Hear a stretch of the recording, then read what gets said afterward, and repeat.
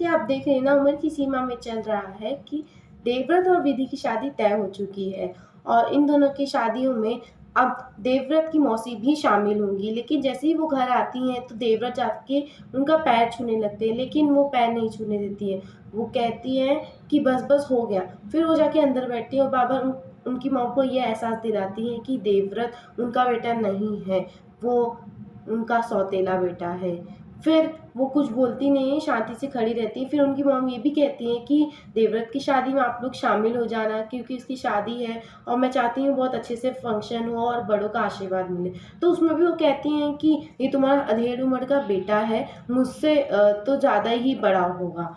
तो उसमें भी उनकी मॉम कुछ कहती नहीं है और शांति से रहती हैं।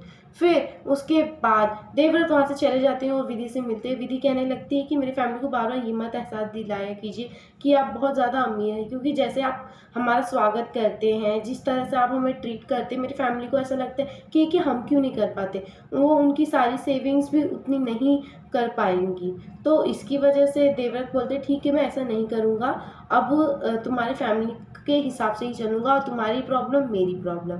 और फिर ये सब कह के वो वहाँ से विधि के घर जाते हैं। तो उनकी मॉम भी वहाँ आई रहती, तो वो कार्ड बनवाते हैं शादी का। तो शादी के कार्ड में भी काफ़ी सारे खर्चे किए रहते हैं देवव्रत की फैमिली ने। तो उसमें भी विधि के मम्मी पापा थोड़े घबरा जाते हैं कि हमारी विधि की शादी कैसे होगी।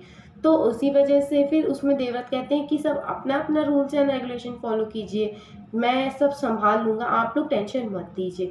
तो उतने में देवव्रत को खाँसी आने लगती है, वो अंदर चले जाते हैं किचन में, फिर साथ में विधि भी जाती हैं। तो वहाँ जाके इन दोनों का रोमांटिक मूवमेंट स्टार्ट होता है, जैसे कि देवव्रत जाके उन्हें रोज़ देने लगते हैं और फिर दोनों बहुत सारी बातें करते हैं वहाँ खड़े होके।